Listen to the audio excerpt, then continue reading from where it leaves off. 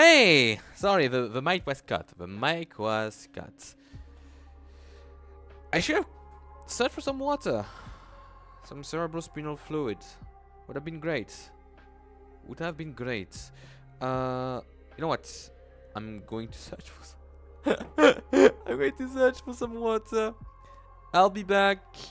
And I hope that you have a great day. Please write your day if you had a great day on the comments below, or you know, just write on the chat. I'll be right back. Like 30-second stop. Shit. Oh, sorry. Maybe.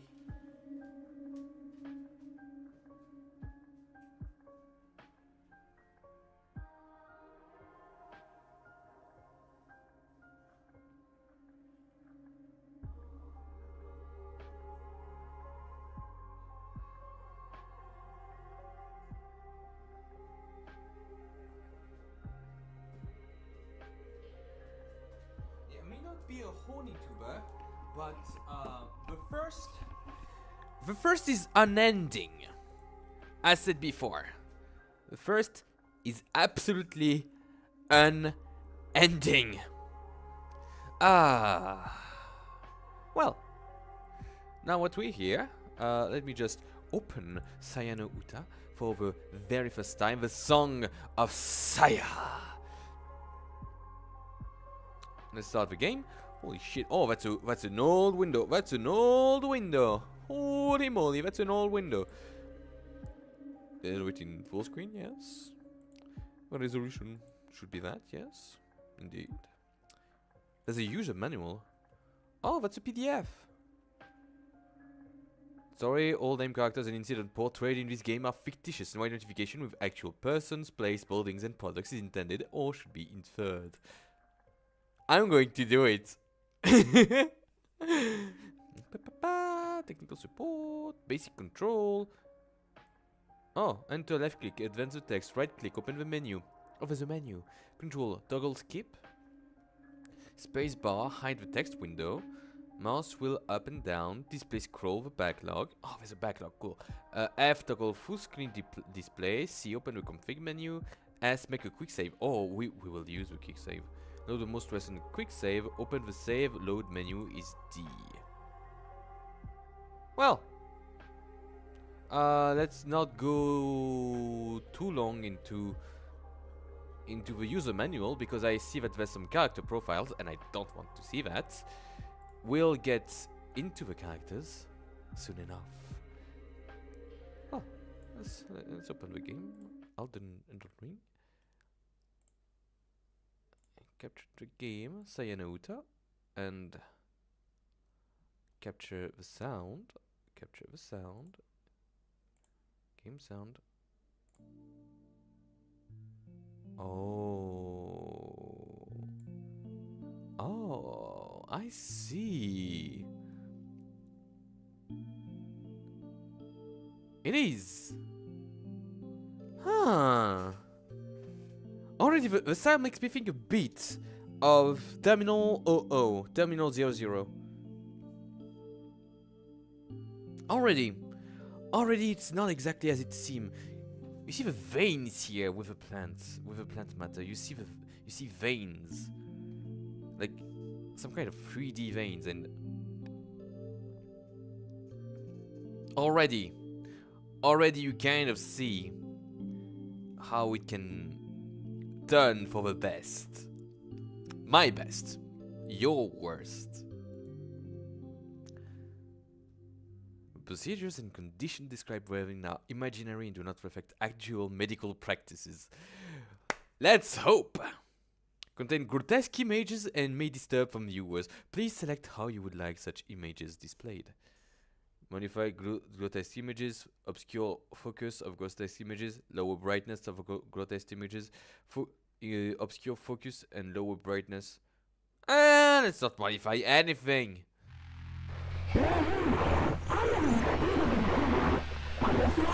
Holy shit, that's loud! That's loud! The wriggling mass of flesh burbles.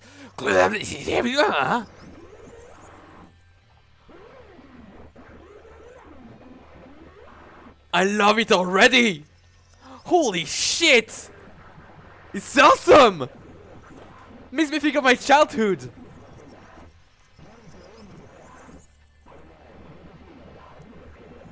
I read it instantly, or grantly, Tsubahai. Case give 52 FD Tsubahai Skurgnaxni. Three such creatures sit around the table in front of me, slurping filthy sludge from their cups as they trade whines, growls, and sound that I cannot describe.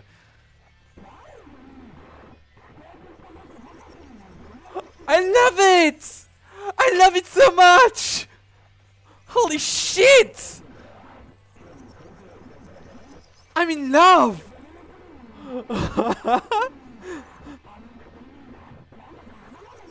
I have found heaven! Holy shit, that's nice!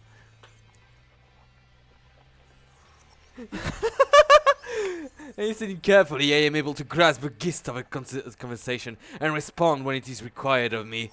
This is necessary to avoid arousing their suspicion.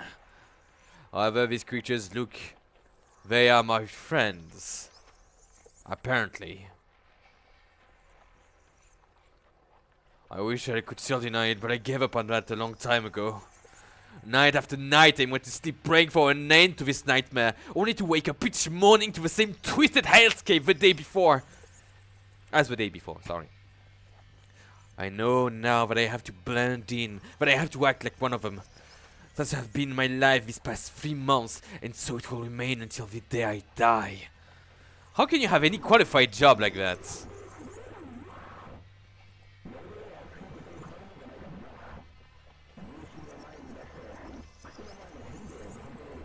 I mean, yeah, we can understand the gist of human speech there. Judging by its tone, which one must be Koji, and the one next to him squealing more than the other. It's probably Omi. Which means that the one next to me is Yo, though I can no longer see any trace of her once attractive features. Trying my best to ignore the rotten stench of excrement that issue from her quivering flesh. I had someone like that. I knew someone like that. They were filthy, and I had to sit right next to them. It was horrible. Of course, I had to ask them to shower, and after that they did. But still, it was a few days of torment. Oh, I see the leaf has some dew in it. That is a pretty long speech.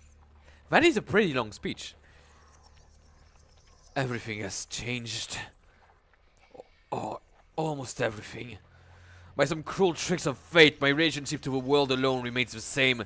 As in, an insane architect took the blueprint of my life and rebuilt it out of blood and gore. These monsters and I were part of the same college club. We studied together, ate together, we even went skiing together. We knew every winter break. And all these are but painful memories of days that will never return. If only no one recognized me, I might have been able to disconnect myself from the world. It would have been comforting in comparison to believe that I had been abducted by aliens, or that I had stumbled through a gateway to hell. But no, this is beyond a doubt the city where I was born and raised, the society where I was part for 20 years. Say that I, and I alone, can no longer see it that way. Been there, buddy. Been there. The world as I once knew it is gone. I have no place to call home.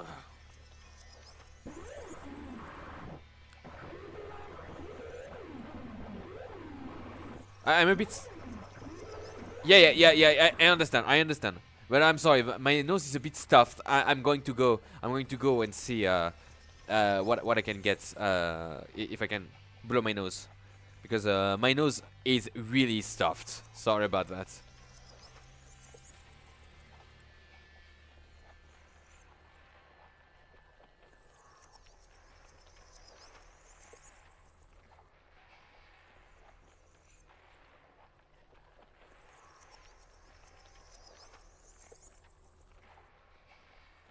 Yeah, I'm sorry. Seeing blood always makes me produce mucus. I bled from my nose a lot.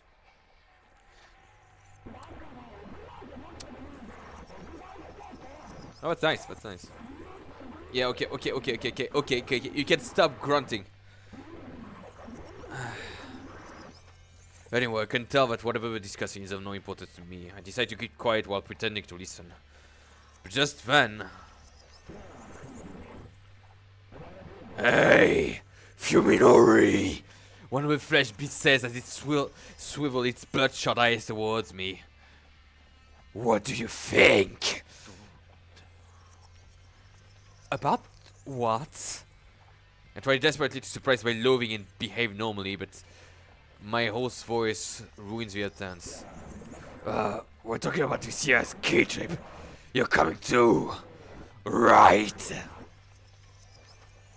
A slimy hole near the top of its creature writhes nauseatingly as it vomits some substances of word. It must be Koji's face, or one I would have seen as much as such 3 months ago. Unable to stomach the sight of it, I avert my eyes and give a neutral answer. I don't know. You have other plans? Not really. These were my closest companions. One of them had even wished me more. But how many nights have I spent crying in loneliness, lamenting the friends who no longer exist? In 3 months, my tears ran dry, and now there's only loathing left in me, surrounded by hideous creatures that I can only assume are Koji, Omi, and Yo. I spend each day trying to act as I always have. If I fail at this, I'll surely be sent back to the hospital. I think that being sent back to the hospital is a better thing than trying to act. Please explain your situation. Only this time I'll be locked away forever. No matter what, I won't let that happen. Why? I mean, it's not like physical activity could affect your injuries, right? I'm not sure. I'll like Zudowska during the next checkup. That's it. Can't look at them or bear the screeching any longer. I jump to my feet, desperate to escape. Hey, FUMINORI. I think that this one is Omi. A spray of stringy slime from a seal around its voice box flies at me. I try to cover myself, but too late to keep the slime from splattering across my face like the yolk of rotten egg. I'm about to lose it. I want to grab a chair, a desk, anything to within reach, and use it to smash out life out of this creature. Any it all. I barely suppress the impulse. I mustn't let on that something is wrong. However they look to me, this is their world. I'm the outsider here. This is very Japanese. Like I said, today's my checkup. I have to go. Struggling to put on a smile, I reach into my wallet, pull out the first bills I find, and put it on the table without even looking at it. I don't care about the change. I just need to get out of here. Now. Later, I mutter hastily and flees the cafeteria. I'm not crazy. You are crazy. You are crazy. Hey, Takahata Omi. Why don't we go somewhere we can skate for this year's ski trip? Tsukuba-yo frowns at the suggestion. Skate? But why go to a ski resort to skate?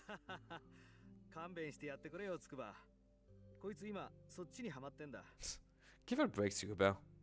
It's all she talks about these days. Tonokoji support Omi with a laugh. Her impromptu suggestions are... let me go back to the chat on direct chat. Okay, let's go. Her impromptu suggestions are nothing new, and Itikoji rules as her boyfriend to provide backup. We're a good match for each other, Yo thinks. Sometimes it makes her jealous. I mean, she seriously never gone skating before I took her the other day. Hey, is it really that strange? Not many people start skating in their 20s, you know?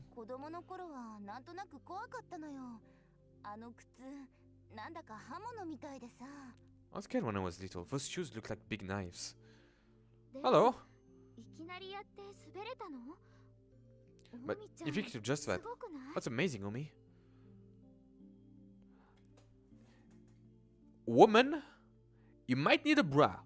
You might need a bra.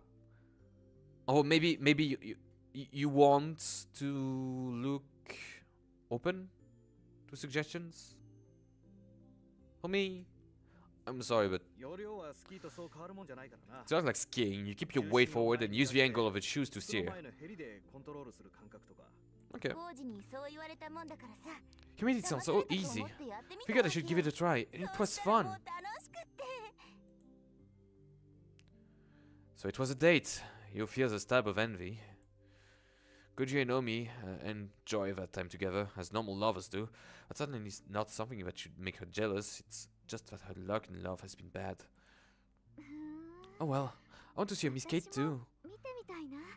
Yo keeps her voice upbeat, trying to cover up her disquiet. She knows what is wrong to envy her friends. Oh, I've been there. I've been there. I've absolutely been there.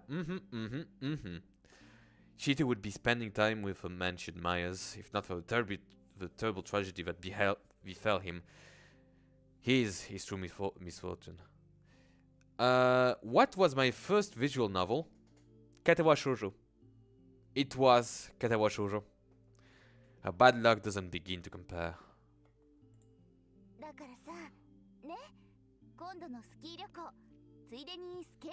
Now how about it? We'll make it to the next ski trip in a skating trip too. It'll be twice as fun. Women, you need bras. You'll need bras here. You can skate at a skating rink, can't you? Well, go all the way to a ski resort.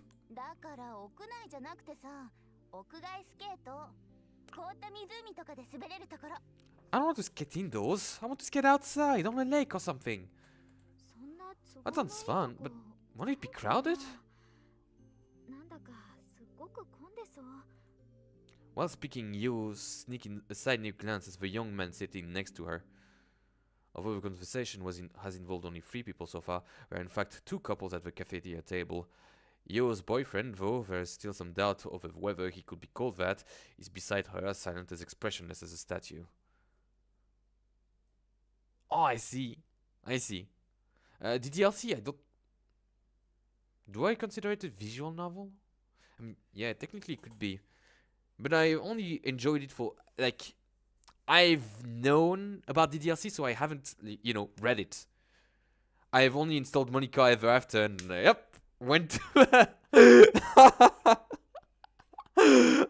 be one of the pathetic parasites that have Monica Ever After to spoil Monica. Oh boy. Hey, Fuminori, what do you think? Oh, this is a redo of the scene from before. Holy shit. I like that. They made such a domestic scene seem so freaking horrible. I love it. Perhaps Koji senses Zio's pain in his usual quiet and considerate way. About what?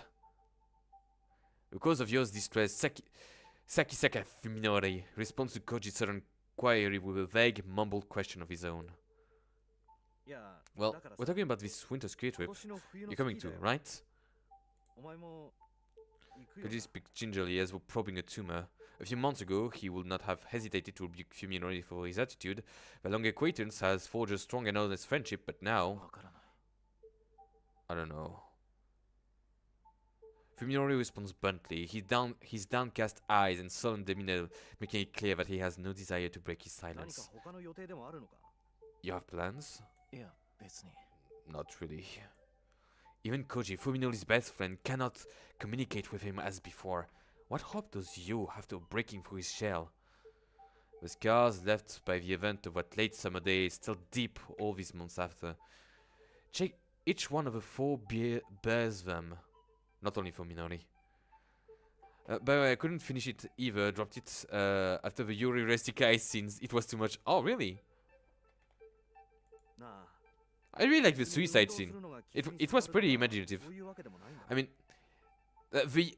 shit! It's on YouTube. I'm on YouTube. Remember, Guregan, you are on YouTube.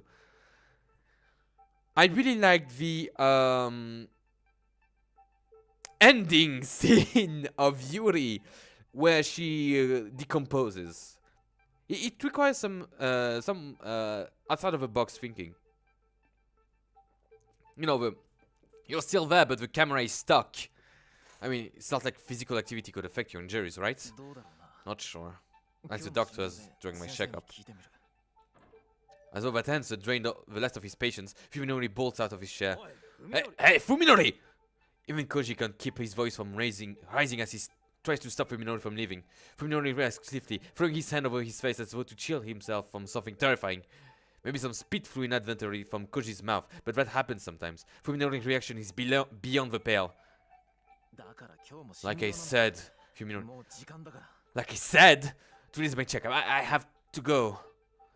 Snaps, making no attempt to leave the discomfort of his friend. Today's my checkup. I have to go. Even as he tosses money on the table to pay his coffee, he acts like he's touching something filthy.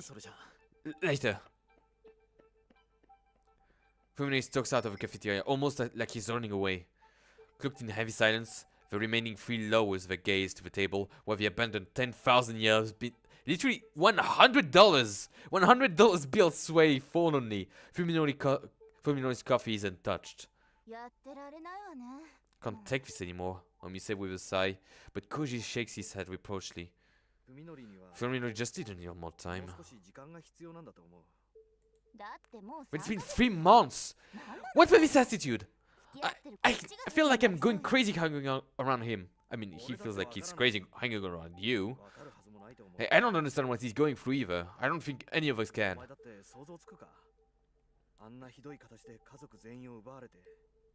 Can you imagine losing your whole family like that? Holy, oh no. That screw anyone up. It could have happened to anyone. A tractor trailer flipped over the highway, crushing the SAKISAKA's family's car into twisted scrap.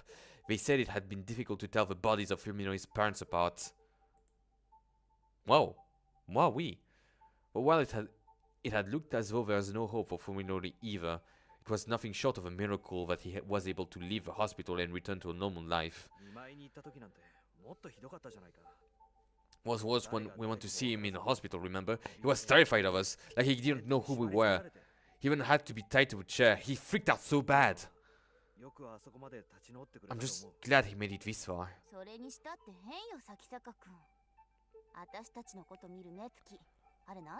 There's still something strange about him. What was the way he looks at us? It's like we're not even human. Cut it out, homie. Koji says thoughtfully, probably less out of empathy for his friend than out of consideration for you. While Koji's kindness makes her happy, he always also knows that she mustn't take advantage of it. Fuminori is the victim, just as Koji said. He's the one who most deserves sympathy. Oh, they're good people. Yo's feeling for Fuminori are her problem and no one else's. She doesn't blame Fuminori for not giving her an answer until she worked up the courage to ask him out. In fact, she thinks even more fondly of him for taking the time to consider that she would have had he treated her relationship casually. Apparently the fact that Fuminori did not reject her was enough to make them a couple in Koji's and Omi's eyes. They've had plenty of fun at Yo's and Fuminori's expense since. The truth of it though is that he still hasn't given her an answer. After revealing her feeling to him, Yo didn't see Fuminori again after a week later, and then she could only stare at his broken body through the window of the ICU. And when he was finally released after 50 days that seemed like an eternity, he was somehow different. She's starting to doubt that he even remembers what she confesses to him before the accident. Now winter is coming and her feelings hang forgotten in the cold, lonely air. Back to Fuminori? Yeah, back to Fuminori. Dr. Tembo Ryoko had never had more troubles. Dr. Tembo Ryoko had never had more troublesome patients. Any change to your last visit? Mommy voice. I like it. I like it. Very much. No. Nothing to speak of. His voice is hard and flat. His word tossed carelessly into the air. It's like he's speaking to himself in an empty room. Ryoko is a surgeon, not a psychiatrist. Not even she can sense the thickness of the wall she has erected between... But even she can sense the thickness of the wall he has erected between himself and the world. Any nausea, dizziness, or hallucinations? No. Come on, you are hallucinating every day. Say it! Say it, you fucking idiot! It's been 3 months! You cannot live normally! Coffee tastes like swivel to you! You paid $90 freaking dollars for a coffee you didn't even drink! Your girlfriend is not even your girlfriend, she became your enemy! Say it! Stop being a fucking coward! While Sakisaka appears to be looking at Ryoko, his gaze is actually aimed at the fraction down to the side. He's only superficially engaged with the conversation. Even in truth, it does not interest him in the slightest. Perfect rejection. Realizing that she can't interview him like this, Ryoko sighs and sets her shots aside. Mr. Sakisaka, the procedure you received at this hospital was the latest in experimental neurosurgery. We explained this before, didn't we?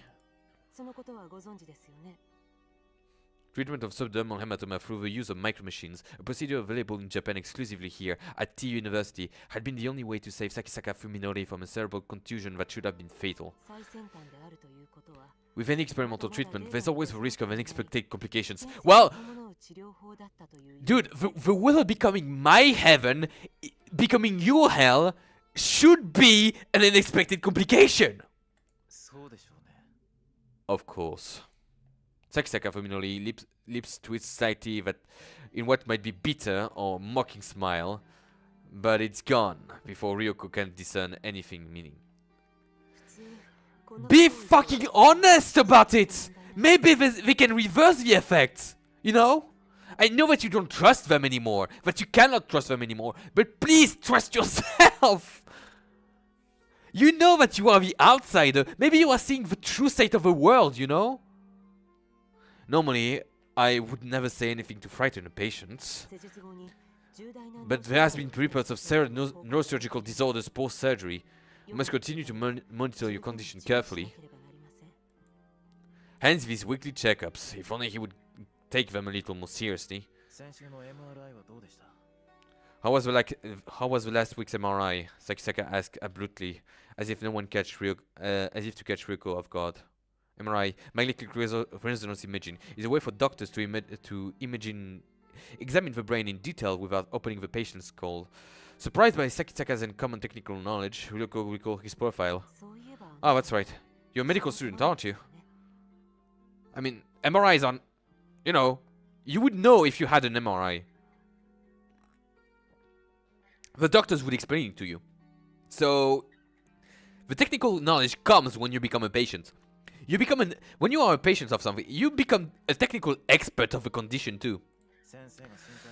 The kind of anomaly you've worried about should show up in the MRI, right? Did you find anything? No. There was nothing, not the slightest hint of abnormal activity. For procedures with such low rate of success, the results have been nothing short of miraculous. However, something still bothers Ryoko. She can't shake the feeling that he's hiding something beneath his garden exterior, some terrible weight on his soul perhaps. But if it's an inorganic problem, then there's nothing she can do as long as she refuses to explain it. I'm fine. I've been to my own for 3 months without any problems. What could go wrong now? Do you want to be a Okay, dude, you are a medical student? Sure. Do you want to be a doctor for monsters? Like, you can't be a doctor if you literally like are terrified of your patients. That's not possible. Please, you know that continuous observation is required after all these difficult surgeries. You have to trust us a little more. I suppose you're right. I do want to trust you, doctor. Can I come to you with anything? Yes, of course. Ryoko answers, smiling to cover up her irritation. Sakisaka asked exactly the same question during last week's visits. Well then, let's pick up where we left off. Have you learned anything about Dr. Ogai? Unable to answer, Ryoko hardens the mask on her smile. As before, the patient is inquiring about something whom he has no business knowing. I mean, you would know your procedures. You would know the doctors that are implicated in your treatment. What the fuck? If you don't mind me asking, what does Dr. Ogai have to do with your treatment? You just told me to trust you, and now you're keeping secrets? Ryoko is used to patient treating her with hostility. Some degree of paranoia is natural when dealing with a person whose mistake could kill you. In SAKISAKA, however, she doesn't see the anxiety of other patients exhibit. His demeanor is perfectly calm, almost like a detective questioning a suspect. He left his hospital some time ago. I never had any contact with him myself. Do you know why he left? Yes, I believe it was personal. It occurred so smoothly, her earlier hesitation gone, having decided that on the outside to lie, she had no trouble doing so with a straight face. But why do you keep asking about Dr. Ogai? Are you acquainted? Did you know that the doctor has gone missing? No?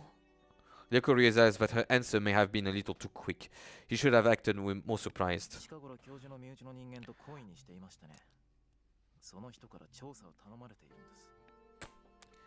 I've recently become close with a relative of his. It was she who asked me to find him. A relative? Ryoko considered this with a frown. I didn't think Dr. Ogai had any relatives. Oh? Who told you that? I heard it from a nurse.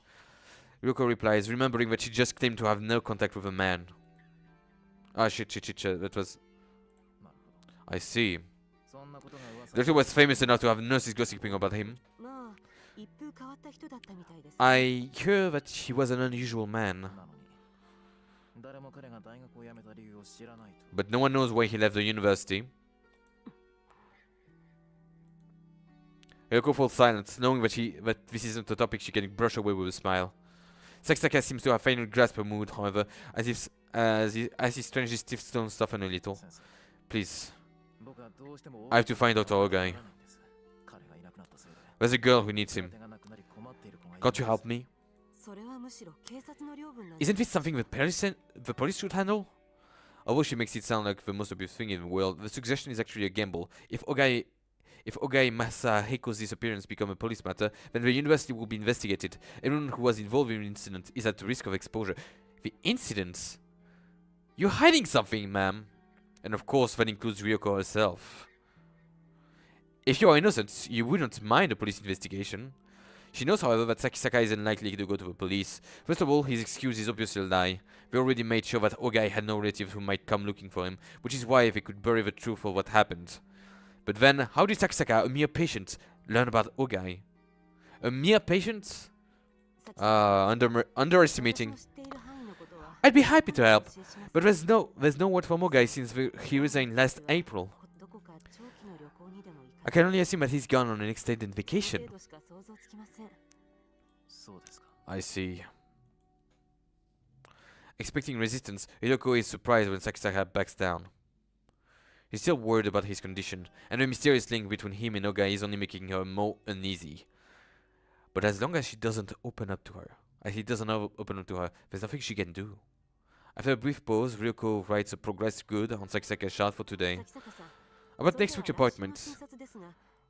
How does 4 o'clock against before she can finish SAKISAKA is gone. Well, so that's what the hospital looks like. Looks like someone sprayed the walls with pig guts from ceiling to floor. What color should the walls of the hospital be? White, of course. And to the creature of rotten flesh shambling around me, I'm sure this hallway just as white as it should. I know intellectual that the walls are white. I know that the flesh beasts are really human. I'm the one with a problem, and it's because I've accepted this that I'm able to lead something approaching a normal life. Even if my university's medical department is nowhere near as good as T universities, I'm still a medical student specializing in neurology. I have a basic idea of what happened to me, though it's hard to believe. This isn't a pathological condition. It's probably some sort of a nausea, unlike something that haven't been studied before. A fresh beast called Tendo Ryoko said that other patients had developed neurological disorders after receiving the same treatment I did, so I guess I'm just another failure. It makes me want to laugh on that know-it-all doctor's face. That said, I don't blame the doctor who operated on me. After all, I do over my life. I know as well as anyone how low the chances of success was, and that I had no other hope of survival. Cool city, I have to say. No sun, however. But a bit unlucky. I was unlucky. That's all there is to it. The point is that my condition isn't treatable. Just like someone adapting to hearing or aid or wheelchair, I have no choice but to adapt to this nauseating scenery. Of course it's hard. It wasn't easy to resign myself to this fate. But now there's more than just despair. Even for me, there's a glimmer of hope. Keeping my eyes on my feet, I hurry home. Your home is cool. I want to have a home like that. I want to have a home like that. Looks just like my dreams. Earth is good again was everywhere. Look at that, it's heaven. Look at it, it's heaven. Look at it, it's absolutely heaven. I love it.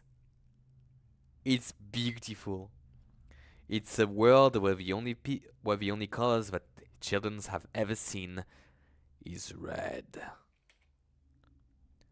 I live in a quiet suburban neighborhood, in a house that's much too large for me alone. My parents, even unluckier than I was, died in the accident 3 months ago. I couldn't even go to a funeral for being in intensive care. I had to sell my father's business, but at least that left me with a house and enough money to live on for a while.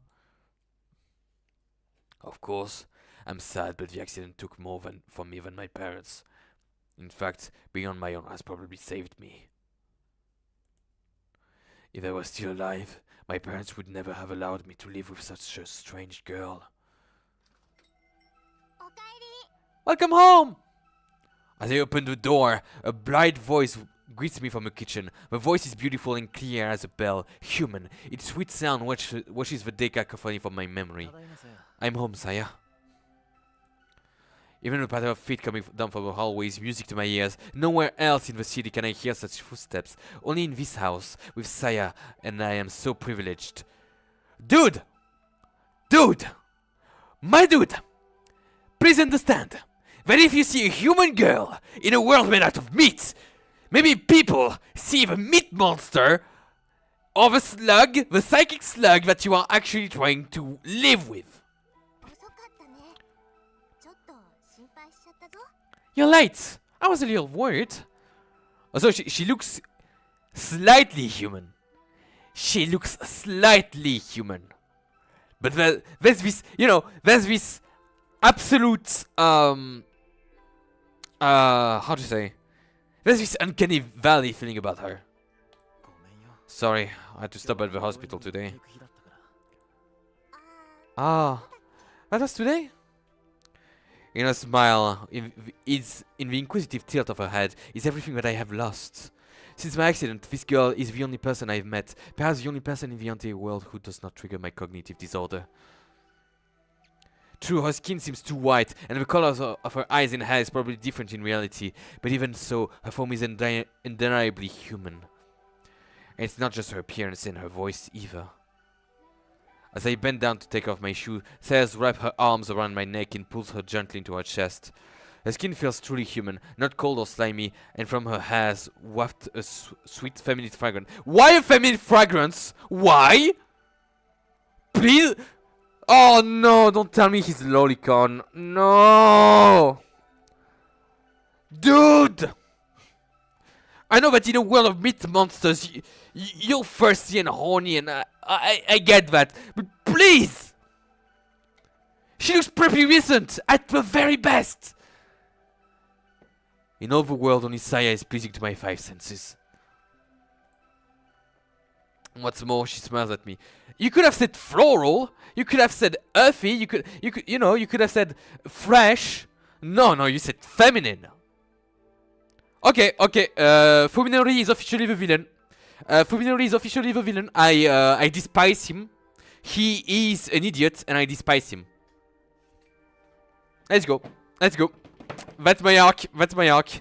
Even if this technically would be me, you know, the whole flesh world would be me. I would too be horrified. You know, my host would be horrified. But please understand. You still need to have some sort of, I don't know, values. She knows that she's my salvation, and for some reason is happy that I need her. If I had not met Saya, if I had been all alone in this twisted, filth-ridden world, I would no doubt have succumbed to madness. It is no exaggeration to say that Saya alone is keeping me alive. Yeah, that is literally what's called madness, dude. What did you do today? Walked out of the living room. The painting is half done. And now I'm making our dinner like I learned from the TV. Sounds good. Take a little longer. Can you wait? Sure. I'll do some more work in the living room. After I see the humming of Saya over to the kitchen, I step into the living room. Oh, I realized one day that if the natural color of the world was sickening, all I had to do was paint them all over with colors that seemed pleasant. I went to the hardware store and bought every color of paint I could find. When Saya and I tried different combinations until we found one that worked. I mean, that's disheartening. After painting the bedroom from ceiling to floor, I was finally able to get my first good night's sleep since the accident. I think that those colors are not meant to exist. When we first started on the living room, Saya, unsure what to do with the curtains, just painted carefully around the windows. Without a moment's hesitation, I tore the curtain down and painted over the glass myself. There's never been anything out there that I want to see, and as long as we keep the storm shutters closed, the neighbors probably won't think anything of it. Yes, dinner's ready. Can bring it here.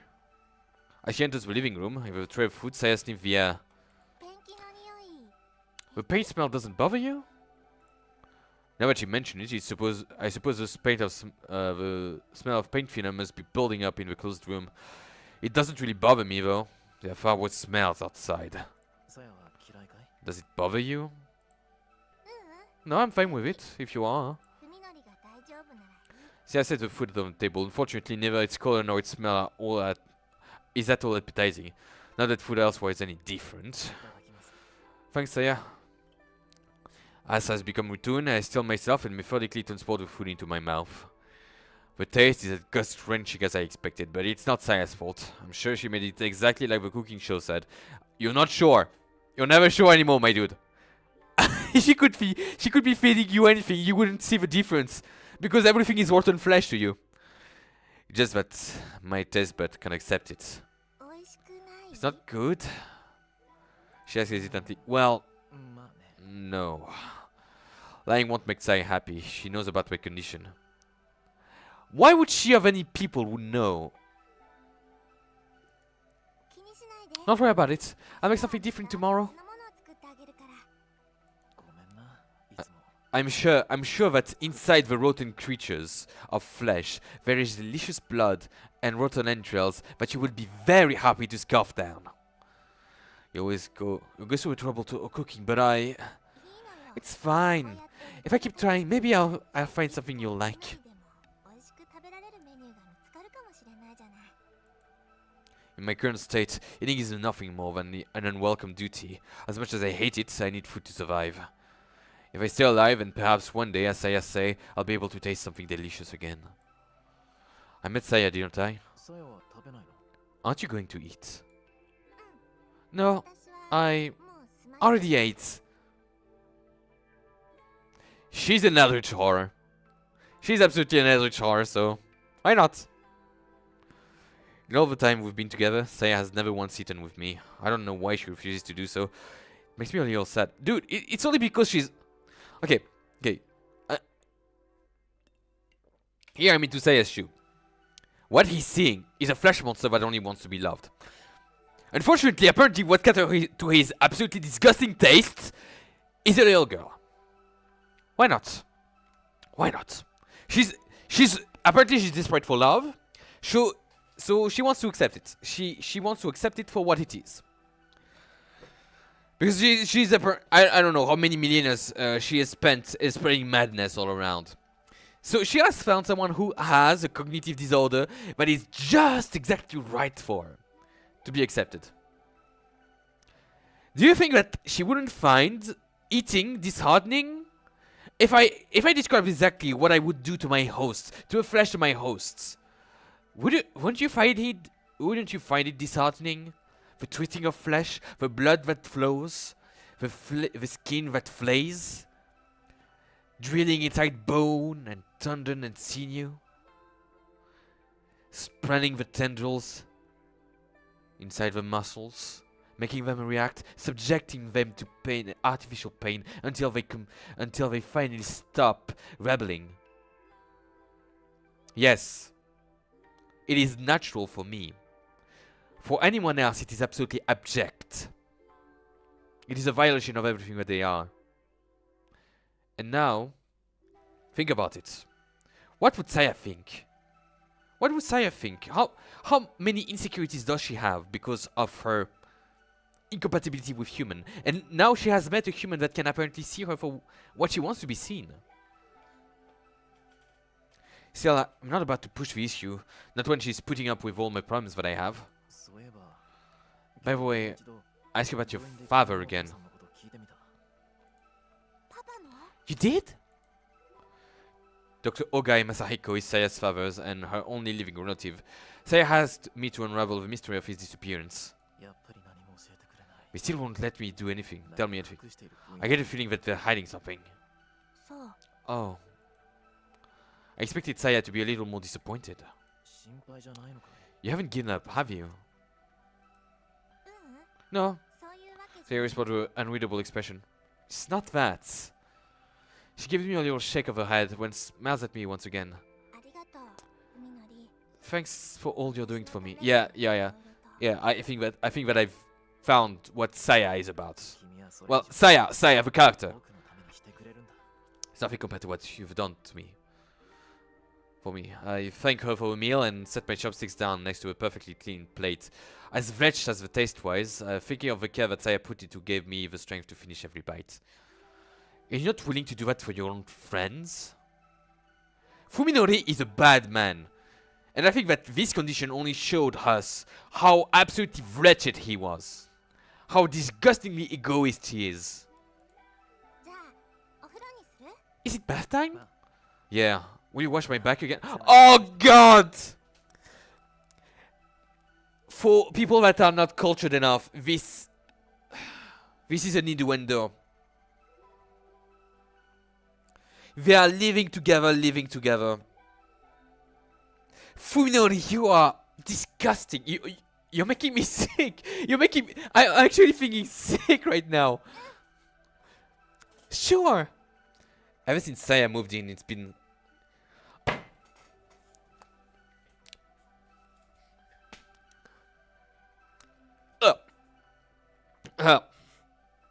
Oh fuck. Let me... Oh, okay.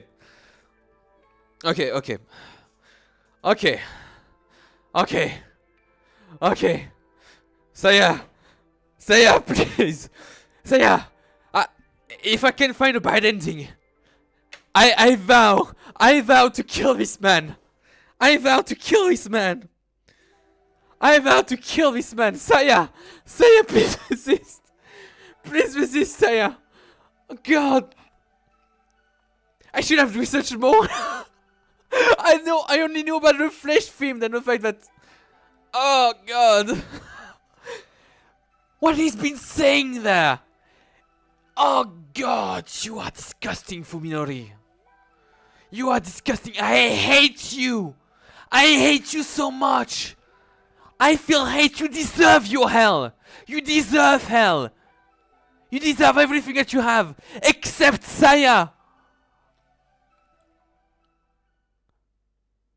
Please don't put a CG. Don't put a CG. Saya, why are you so good to me? Is this really what you want? What I am? What you can give yourself to me, but no comments. Is this merely sympathy? Do you pity me, the exile from society? Is that enough for you to surrender yourself in such a mad desire? I still want...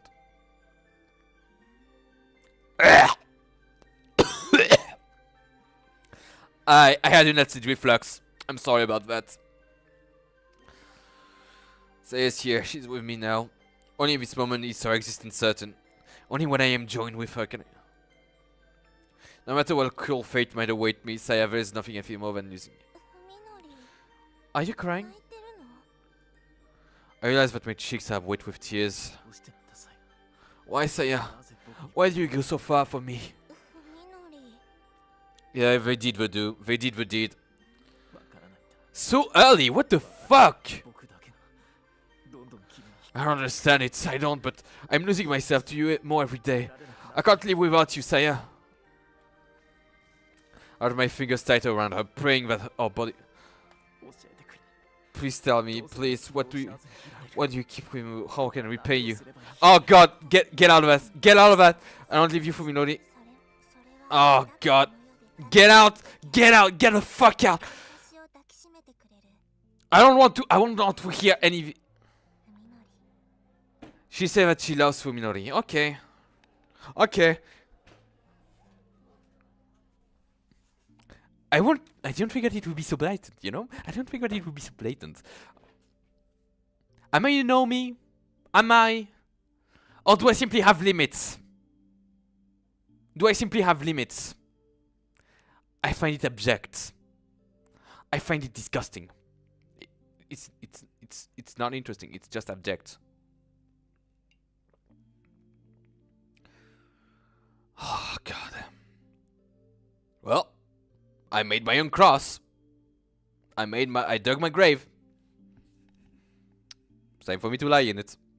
I am a Vtuber that digs his own grave.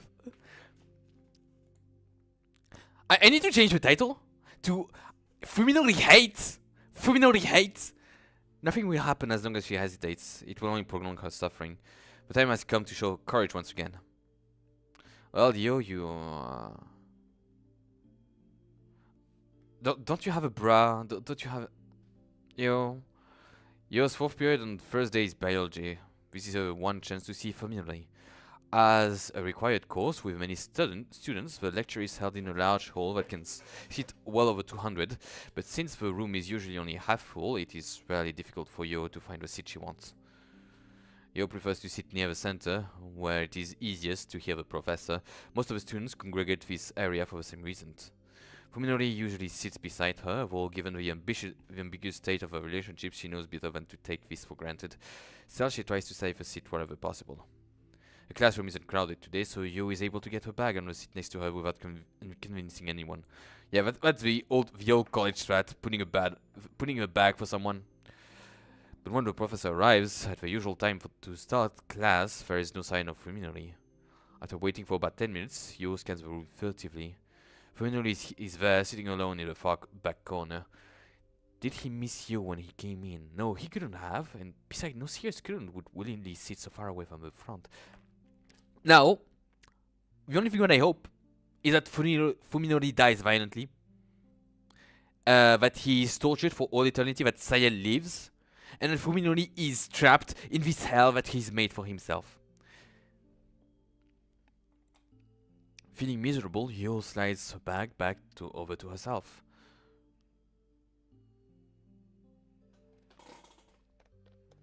Let me ping another message. Let me ping another message. There you go. There we go. There we go. Let me ping. Let me ping. Can I pin it, please? Can I please pin it? Thank you. Thank you very much. Yes, thank you. Thank you so much. Maybe to catch up before FUMINORI is out the door the moment the class ends. Yo barely managed to catch up to him before he disappears down the hallway. FUMINORI! Okay, so SAKISAKA... Yeah, because SAKISAKA FUMINORI. FUMINORI jerks at the sound of his name. You would think he just screamed at him. What? He turns to her and asks reluctantly. Now that they are face to face, Yo is painfully aware of how much weight FUMINORI has lost. His sunken eyes and protruding cheekbones are far cry from the features familiar to her. She wonders whether he's under a lot of stress or perhaps not getting enough nutrition. Maybe it's both. He definitely looks more tense than he should, afraid even for what she can't imagine. His eyes move restlessly from point to point and he refuses to look Yo in the eyes. It hurts to see FUMINORI this way. What could have changed him so? Saya? Not Saya. The fact that he's a bad man. He is horrible. What the fuck did you do? You know, I would have imagined Saya as a comfort. Saya would have been a comfort. You know, as a surrogate daughter, as a friend, as a confidant. FUMINORI, you crossed lines I didn't even imagine you would even cross at the beginning. Because at the beginning I was sympathetic to you. I actually felt for you, you know? Because what for me would be like, you know, a good life. What for me would be pretty cool, you know? And you made all the bad choices. Everything wrong. Everything wrong. You did everything wrong. So I hope that you dug your grave deep into a piece of hell. Deep inside. Very deep. Very, very deep. Because only one thing awaits for you there. And it's the fucking fires. You freaking heretic. You're a heretic. Today she reminds herself, rekindling the flame of courage in her heart. I want to talk to you about something. Do you have time? Please, you find someone better. The courtyard is empty and silent. No one is willing to sit and chat in the cold November air. You would be really? You would be I've had so many conversations in the absolute coldest of winds. So many passionate conversations too. It's awesome. So, what is it? Don't you remember? You almost blurts the question, but manages to keep her composure. You've been acting strange lately. I'm worrying about you. Well, a lot's happened.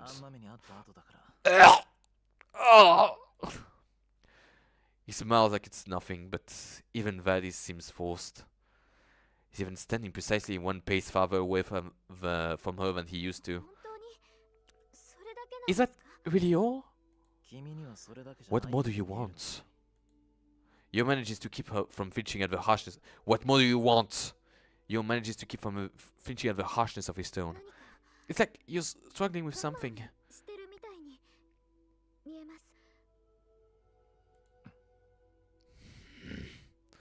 Rather than answer, FUMINORI grinds his toe into the dead grass at his feet, feeling that her determination might flag. You let the world come as they may. It's like there's a terrible weight on your shoulder and it's slowly breaking you. That's how you look to me. Oh really? Oh really? FUMINORI muttered through clenched teeth, no longer trying to deny or change the topic. This is an even clearer signal of rejection by his prior evasiveness. But Chio's determination is strong. Today at least, she won't back down. It's time like this, she implores, trying to convey the sincerity of her feeling for him. But you need your friends. I really feel bad for you about your parents. But you're not alone. You have Koji and Omi and you have me. You can no longer stop a word pouring from even when she's a fucking eldritch beast, she's cute. How could you reject her like that? Really? FUMINORI, SAKISAKA FUMINORI, you deserve hell. You deserve all the hell. All of it. She fears that she does not unleash her feeling now, they will be lost forever. Omi. Yo. I think we can help you so you don't have to deal with it all by yourself.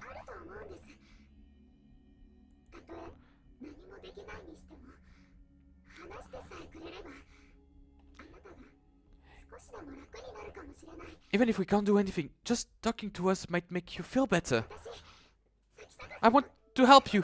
We all do. So please, tell me. Stop it! FUMINORI shouts, silently you entire entreaty. She promised herself that she wouldn't back down, but FUMINORI's expression is terrible enough to shatter her resolve. The looks in his eyes is not anger, only warm-blooded emotion. It's hate, murderously cold hate. Ugh. I never gave you an answer, did I? He remembers. He remembers, and he still has treated her so coldly. That is all the answers you need. If his word stabs any deeper, she might very well die. I never saw you in any special way before. When you asked me out, I wasn't sure how to respond. I don't know how to really feel about you then. Sakisaka-san? But now, I can give you an answer. I've had plenty of time to think it over, you know. I hate you, Tsukuba. I don't even want to look at you. Don't cry, Yule tells herself. It's too late to stop the tears pouring from her eyes. I suppose it's too much to hope I never see you again. We do go to the same school. So, just make this the last time you speak to me, okay? Your voice makes me sick.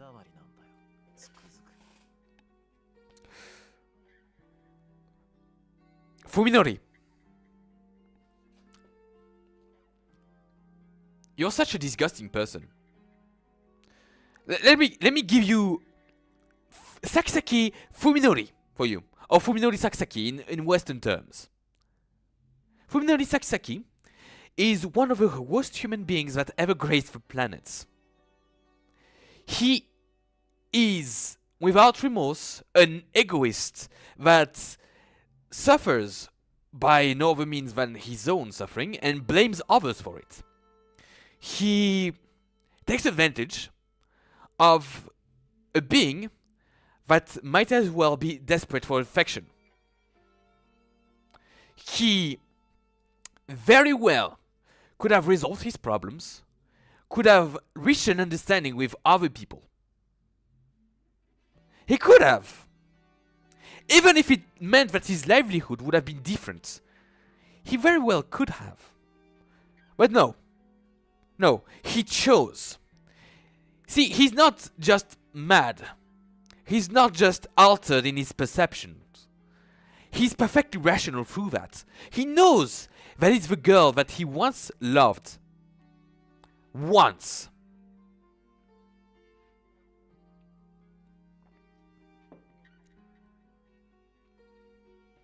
But guess what?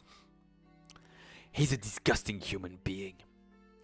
Everything he treats only with appearance and perceptions. There's nothing else.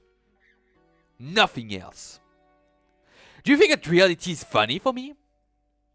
It's the reverse for me. Everything is tame, disgustingly bare. And yet, it doesn't stop me from making friends, from liking people, from trying to fall in love even. No, Sakisaki. Sakisaki, for you it has to be everything. Everything or nothing for you, right? And you bear with it silently for 3 months. And you let it shimmer and stir away. And you lie, your teeth to her. You lie through your teeth. And then after that, you hate your friends. You say to someone who only wants the best for you that you hate them. You deserve every single misfortune. Every single one of them. And I think that most of this stream will be me professing my hate for Fuminori Sakisaki. And I will not stream for more than 2 hours of Fuminori's garbage. I can't. I seriously cannot. I seriously cannot. How can you be so cruel? Yo whispers in shock and despair. Look at that. In which Fuminori twists his lip into a malevolent smile.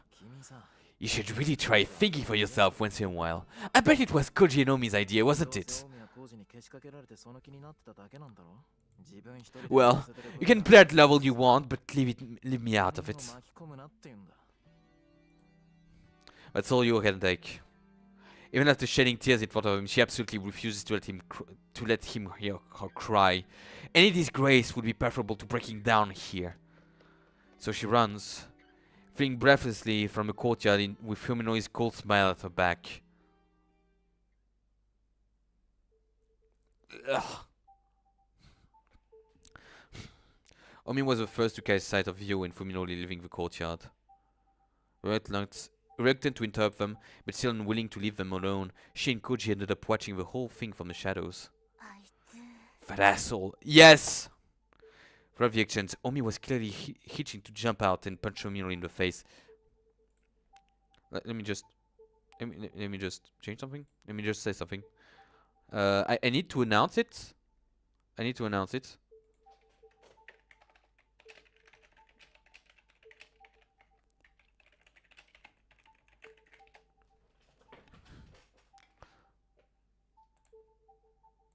I just need to announce to the whole of the internet that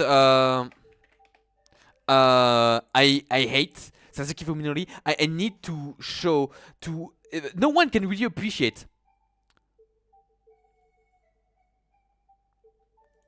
Let me just.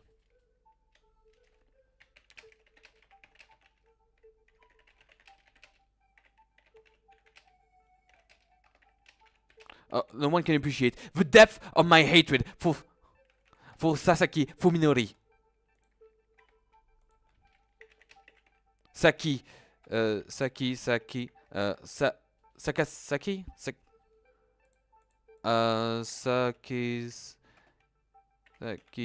Fuminori. Sakisaka.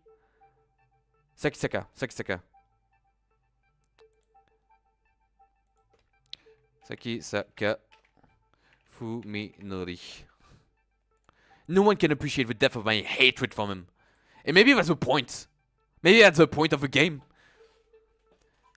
Throughout the exchange, Omi was clearly hitching to jump out and punch Fuminori in the face. Knowing her temper, Koji kept firm hold of her arm until the end. If he hadn't, she might very well have done it.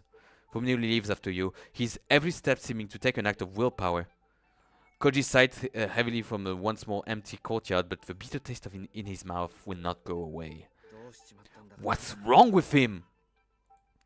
Even Koji cannot forgive Fuminori's treatment of you. However, the first thing that he feels is confusion, not anger. Koji has known Fuminori for long before college. Fuminori has never been this cruel before. There's no question now that the accident changed him. Are you just gonna let this go? I don't want to, but what can I do? Something besides watch? Omi shouts, her face red with fury.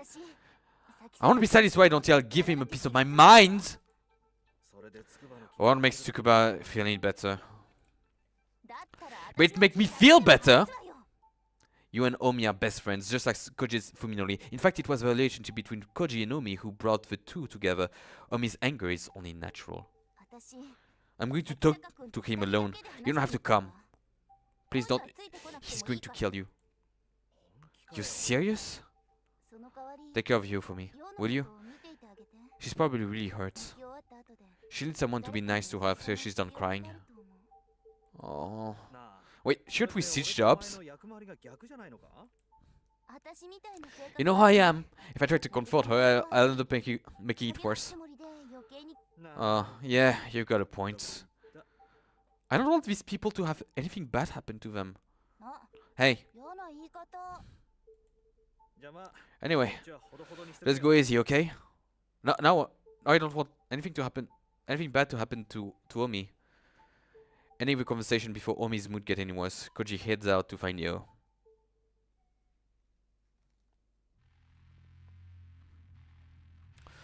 I feel awful, miserable, but also refreshed. I'd finally crossed the line. I knew it would come crashing down in this sooner or later. Having become unable to feel anything but disgust for other people, there was no way I could hope to maintain the relationship I'd had before the incident. Today's incident will definitely get back to Omi and Koji, and everyone will be convinced I had a major change in character. Honestly, I don't care anymore. At least I probably won't be committed for this. I just need to avoid hitting any stranger that I have already. If this puts a rift between me and the others, good. Without all the stress, I'll avoid bringing a smile to my lips. I'm fed up with them sticking their nose into my life. It's like they don't care, but they make my gut turn into... Because they don't know, you idiots! They don't know! Holy shit! Can you be more... But today I struck fear into one of them. In that sense, it's something of a relief. But I'm not entirely without remorse for what happened. The person I just demolished with a verbal equivalent of a nuclear bomb used to be my friend, you. Even in my sense, don't believe it, my men accept theory. I don't have any particular grudge against you herself, but I don't want to hurt her. In retrospect, perhaps I should have just ignored her outright. You was an attractive girl. I certainly didn't want bad. You see, he don't like her personality. It was just, she was just attractive.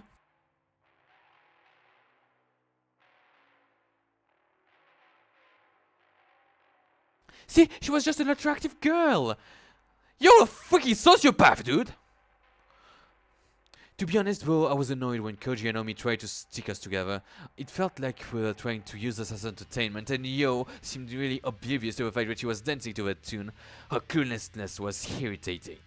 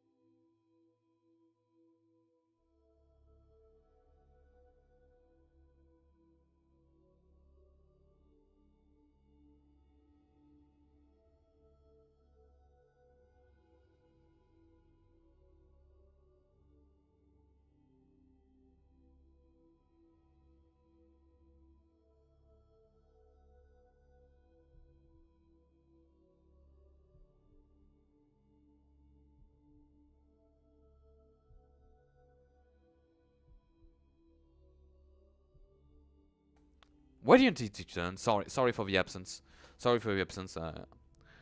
You could have just blinded yourself. Soon my disorder spread to the sense of taste, sense and smell. As it turns out, sight exerts a tremendous influence over the four. The taste of my food, the feel of my bedsheet, the fragrance of my get well flowers, all became an unbearably foul as my eyes said they should be. Eventually, when even the doctor's voice became unrecognizable as human, I decided to kill myself. I didn't believe for a second that I could live in the new world. At least, not until I met Saya. You never put two and two together. You absolute idiots. You never put two and two together, you pedo freak. One night, while thinking of a painless way to die, I found myself succumbing to sleep. Drifting between nightmares in my dreams and nightmares of reality, I didn't notice her enter my room. Well, that's one way to present yourself. I have to say, that's one hell of an introduction. Good points for you, Saya. But that's also your fault, Saya. You freaking sick. You. Oh shit! There's mucus all over my clothes. Shit. Yeah. The next thing I knew, there was a face staring me from my bed. The face was not covered in pus or slime or earthworm-like feelers. It had smooth white cheeks, round eyes, a lovely little nose, all things that I had never expected to see again. The face was that of a girl, and then I'd be human, positively glowing with beauty. I sat in admiration, savoring the first peace and joy since regaining my sight. I mean, there's all the rest of the world here, but she had not expected such a reaction, apparently. Aren't you afraid of me? She asked. Looking at the clock, I saw that it was exactly 3 in the morning. No time for a young girl to be alone in the hospital. Perhaps she expected me to mistake her for a ghost. But I would not have cared if she has been a ghost. Either way, she was a godsend. Yeah, he never put 2 and 2 together.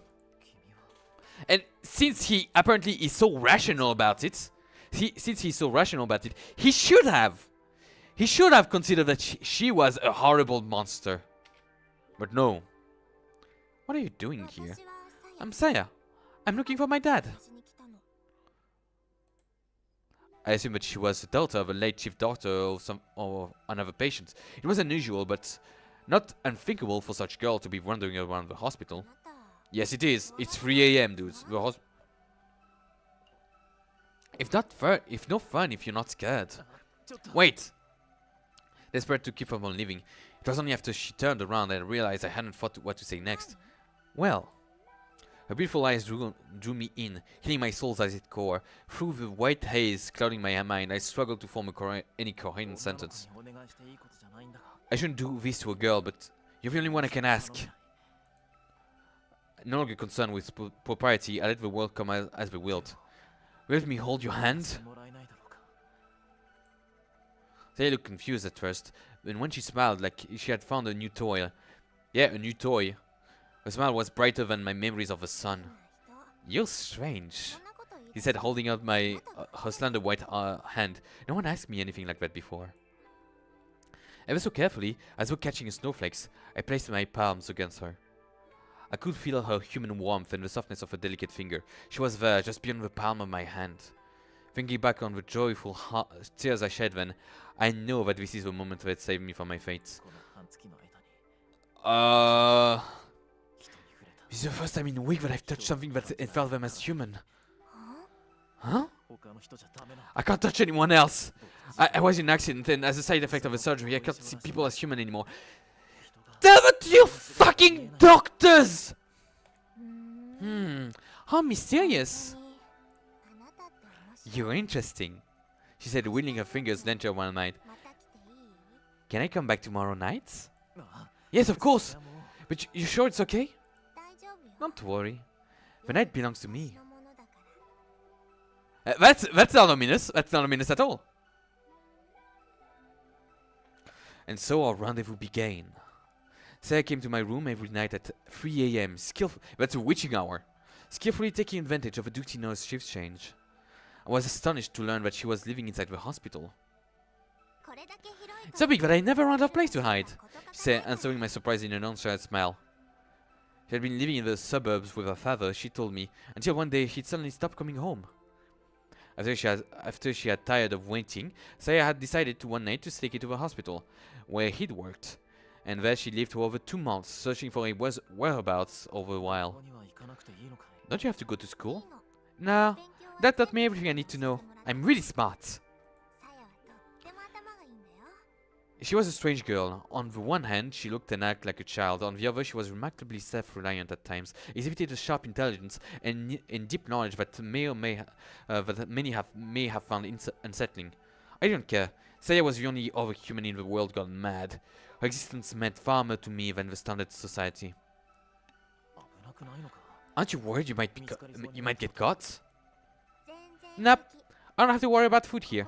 It's a lot more fun than sitting in Dad's house all by myself. I looked through the patient's list and found the one who had mental problems. Sure. Yeah, never ran out of food. Yeah. Sometimes I sneak into a room and late at night to scare them.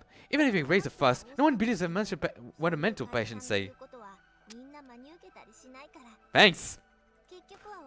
That's as perfect as a bad dream. You are mischievous. Okay, that's a mischievous prank. Although you are scarring them for life, I think. A confession reminded me that the hospital was famous for its ghost stories. Who could have imagined that was actually a real girl, him basically roaming around these hallways? So that's when you came to my room the first time. Yeah, sorry. Are you mad? Okotta? Okotte nai yo. While her pranks were hardly praiseworthy, I couldn't bring myself to scold her for the very thing that has brought us together. You shouldn't do it anymore. Will you come to talk to me instead? Yeah! That's more fun to me too! With extreme care, I was able to conceal my sensory disorder. Can you? Can you really? A nice bladder, by the way. Really nice bladder. So, autoplay, fast skip, backlog, open save menu, quick save. Ugh. It was glaringly obvious that the doctors had no way to cure me, and the fact that I had undergone a still experimental procedure made me even more cautious. Why? You should tell anything that is important to tell when you have such an experimental procedure. I mean, they did say it was fictional, but still. It was easy for me to imagine how the doctor would react if they discovered that I had exhibiting such unusual side effects. I was not about to become a guinea pig, a mere specimen to be examined with clinical detachments. Well, guess what happened to you then? Guess what had happened? You're living in hell. Good job. Great job. And so I hid my discomfort and loathing behind a mask of normalcy, convincing the doctor that any sign of stress was merely a result of hospitalization. I mean, look at the dude. The dude is little. It must be super freaking humid and uncomfortable for him. There was my support. Looking forward to her nightly visit gave me strength enough to daily torture. Hope can make an enormous difference in a patient's progress. With the aid of my secret nurse, I recovered at a pace that left the doctor stunned. On the last night before my release, I summoned my courage and asked her, "Are you going to stay here forever?" Oh god. Yeah. I couldn't learn anything about my dad, but it's not like I have anywhere else to go. I guess I stay as long as I can hide. In other words, there was nothing keeping her there. Why stay with me? I immediately. Ugh. Oh. I can understand. I can understand, you know? But why never inquire about Saya? Why never inquire about her? You don't make Fuminori, you don't make sense. You are a predator, Fuminori. My family is gone, so I have plenty of room. Oh god, you don't even respect the memory. You want need to hide, and it's not a bad place to live. You want me to live with you? I was too afraid to ask her what she thought of that, so I hastily offered a deal. In exchange, I'll help you look for your father. I find him no matter what. I think that's gonna be hard. That probably did something bad and had to leave the hospital. We can't get the police involved. You have to be as discreet as possible. I'll do whatever it takes. Unable to control myself, I finally spoke the truth. Can't be apart from you.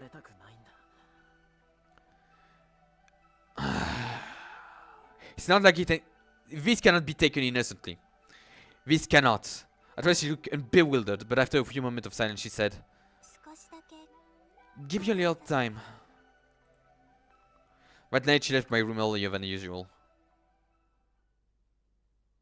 On the day of my release, I managed to smile as I accepted the hideous smile-smelling celebratory bouquet. The flesh beast calling herself Koji, Omi, and Yo came to pick me up. Though they had come to see me many times during my stay, it never got easier to see my friends change so horribly. Well, your friends, clearly you were very much taking advantage of them. My second tears of despair drew suspicion, but I managed to explain them as tears of joy. While we walked to Koji's car, I looked desperately for Saya amidst the grotesque scenery. Even as we drove away, I kept watching the hospital fade in the distance, praying for the one last glimmer of hope, but Saya never appeared. After Koji and the other dropped me off, I paused a while to regard my surroundings. I had lived my entire life on this block in this house. There was no other place that I could call home, but nothing was as I remembered. As I walked up to a path to a front door and took the yard where I had been in my childhood, I could feel those memories being defiled by the twisted, festering shape around me. Inside the house, I found nothing familiar, nothing to offer me comfort and warmth. What I had once called home was now a whole other world. The shape is still familiar. I have no home, I whispered with a smile of self-pity. There was one last stop to make, one last nail to hammer in my coffin. I stepped into a room that cradled me from childhood. The walls were papered with human entrails, the bed a tangled mass of worm flesh. But none of that mattered. There, curled up on the bed like an abandoned cat, was Saya. As I stood there in shock, she looked me up and a tiny weak voice said, "Can I really stay?" See, she finally found acceptance, but... Oh god. You took advantage of her accepting you. You... Oh, there's no words. There's no words. I responded by sweeping her into my arms, embracing her tightly so that she could not escape. So I did not resist.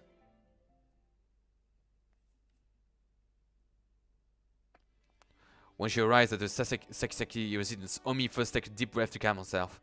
Her anger does not vanish entirely, of course, but at least now she can hear herself think. While waiting for a response from the intercom, she looks over the patch of yard she can see from the outside of the gate. Even Omi isn't normally one to complain about other people's housekeeping, but this isn't going too far.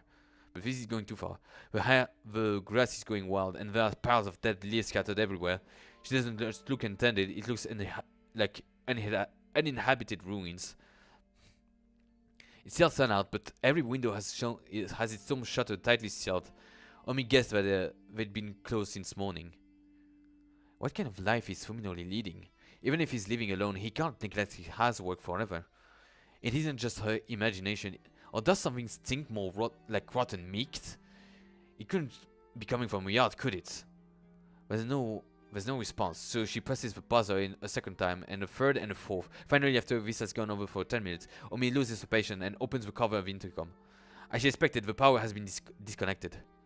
Perhaps FUMINORI has a good reason for shutting the world out, but Omi can only see it as a lack of respect for what it is. Her anger rekindled. She pushes the gate open and storms through the yard of the front door. Given the state of his intercom, she thought that FUMINORI will respond to a knock, so Omi decided to just open the door and go in shouting. And the door is locked. She'll just have to. Surprisingly, the door knocked easily into her hand, and the enraged Omi finds herself throwing the door wider than she intended. Her nostrils are instantly assaulted by a shocking stench. What is this smell? As Omi stands petrified in the threshold, the call bell hanging inside of the door chimes loudly. A moment later, "Welcome home!" Omi can't believe her ears. The voice she just heard could not have been human, yet its intonation was too complex for any animal to imagine. "Is anyone here?" She calls out to the end of the hallway from which the voice came. There's no response. Instead, she hears the sound of something soft and wet flopping its way deeper into the house. Yeah, I guessed that. Finding it difficult to place a meaningful image of the voice she just heard, Omi stares blankly. It's not really sudden. I've been having YouTube streams since well, last week. But hello, Dino-chan. Hello. We are currently hating on SAKISAKA FUMINORI over here. He's a disgusting human being, and he takes advantage of everyone around him, be them human or eldritch abominations. I hate him. There's nothing there, not even FUMINORI's show, which can only mean he's still outside somewhere, wearing them. The house should be empty. But then, what was that noise just now? But how are you? How are you, Dino-chan? Her anger has vanished, as it were never there. Nevertheless, Omi sets foot into the hallway, leaving the door open so that the call bell won't ring. Her floor creaks, sending her nerves on edge. Omi isn't sure what she's acting like a burglar, but something tells her that to make as little noise as possible. Hello! Hello! The potency of the stink inside of the house makes the whiff she got outside pale in comparison. It's sickening, like rotten fish guts. Has food been left to spoil into the kitchen? He hears a bubbling sound up ahead. Stepping gingerly into the creaking floorboard, Omi makes her way into the end of the hallway. She finds room to both sides of her. One leads, the other dark, and chooses to look into the lit room. It's the kitchen, lit by what must be only windows into the house, not covered by a storm shutter. The sound she heard was the pot boiling to the stove, and on the shopping board next to it a butcher's knife and some half-diced carrots. A perfectly normal household scene, with the light of a setting sun making everything the colors of decomposing fruits. Oh, something is wrong. Who was cooking here, and where did they go? It is... Is anyone here? It's supposed to be romance, but it's disgusting. Calls regretting it immediately as she realizes that her voice is shaking. As the word echoes vainly through the silent house, she begins to feel foolish and defenseless. Suddenly she feels something cold seeping through the panty holes. She timidly reaches down to touch her feet. Her fingertips come away covered in viscous olive green fluid, like a field kicked out of a tank long cloud, with algae and dead fish. The whole floor is covered with it. It must be the source of a stench. I mean, now she has a wondrous show inside. Manners be damned. When she looks back ruefully the way she came, she realizes that her current position is not visible from the entrance. This kitchen must be where the strange voice came from. The next room is probably the den. I suspected from a closed door shutter. It's pitch black inside. Omi wants nothing more than to flee this house, but this would mean turning her back to the darkness, and that she simply cannot bring herself to. Basically, it's about a man making all the wrong decision, alienating his friend, taking advantage of a small girl, and the small girl happens to be an eldritch monster, and he is a despicable man. Moved by some irrational compulsion, Omi sets foot into the den. It is too dark to see anything, and the stink is far worse than before. He slides her hand along the wall, feeling for the light switch, finding it sooner than she expected. She flipped it on like it's her last hope. The colors! The colors! So many colors! The purple of entrails, the brown of rotten meat, the crimson of fresh blood, the yellow of fat. These colors and more than she cannot be described cover every inch of the room in maddening arrays. The colors say that all that needs to be said about the painter's hatred, malice, and insanity. Omi is let out a gasp from the shock, sending her to the floor. Slime immediately soaked through her jeans, its cold tendrils clipping off her leg, crotch, and her neck. Her hands right to her neck, where it's greeted by another drop of chilly slime. Above her, something is dripping down her hand.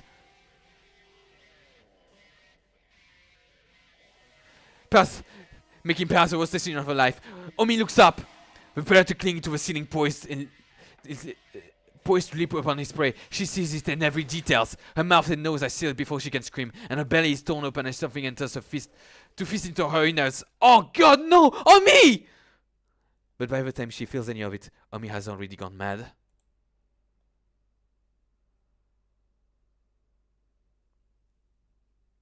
I beat the bullet and tried to take the train, but the rush hour's crowd was so bad that I had to get off the hallway and walk. I'm running pretty late. Is Saya worried? I hope she's not mad. When I enter the yard, I realize that the front door has been left wide open. Light from her living room is seeping out into the hallway, and I hear that sounds maybe something smacking her lips. There's also tantalizing fragments in the air. Yes. Oh, his perceptions are inverted. He's now a cannibal. Is it Saya? I consider calling out to her, but decide to enter in silence instead. Something smells strange, though not unpleasant. The aroma is quite soothing, in fact. It reminds me of Saya's hairs. At first, I am surprised to see what I see in the living room. The floor is covered in what looks like some kind of grass, probably the source of the herb-like smell, and there are fruits or vegetables like balls in varying size scattered everywhere. Saya? Saya turns around, her eyes wide with surprise. She then looks away sheepishly, like a child caught at some prank. What are you eating? This is, well... This time I was so flustered, and I certainly feel bad for sticking up on her. I remember she had never eaten in front of me before. I realized that she must be quite embarrassed. Can I have one? I scoop up the closed fruit thing and pop it into my mouth, ignoring Saya's attempt to wave me off. Oh God! It has a strange texture, soft and pliable, like a peach or pear. When I bite into it with my back teeth, a succulent juice fills my mouth, combined with a sharp, strong fragrance. You're eating your friends, you... Oh, you're eating your friend! Oh God! It's not like anything I've ever tasted. How did you make this?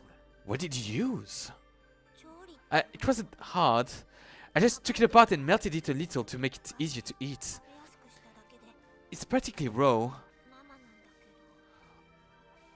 Oh. Oh. I picked up a deeper lump. This one consisting of fruity flesh around the hard core. Tearing a chunk off of my mouth, I find that it has a similar taste to the last one. Hey, are you okay that, yeah, even I can eat this.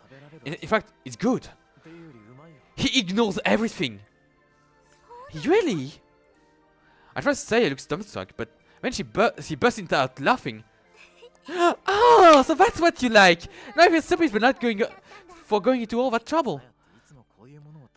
So this is what you always eat, Saya? Yeah, though it's been a while since I had one so big. I usually catch them in a She eats children. Oh god, she eats children. Oh god! Oh no!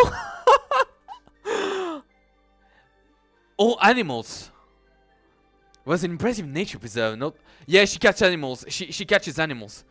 I've never heard about fruits like this growing there. But well, of course, they only look like fruits to me. They're really something else. Sorry, I already ate the base parts. That's okay. There's always next time. And now we can eat together. SAKISAKA, you're disgusting. Yeah. Well, I understand Saya. I understand what she's going through. But SAKISAKA, come on!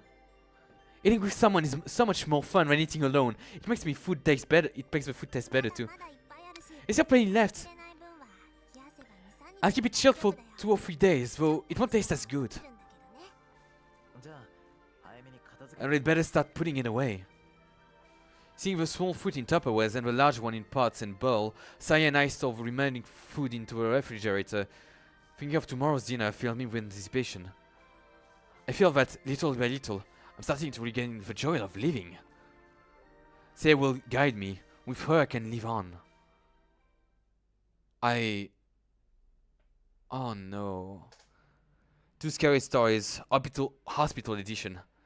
Chapter 4 of the monster in the hospital. A medical student relates to his shocking experiences. Will you believe it? Will you believe him or not? That was disturbing. That was disturbing. To say the least. Okay, now I'm into it. I hate FUMINORI still, but now I'm into it. I'm curious about Saka. I'm curious about Saya.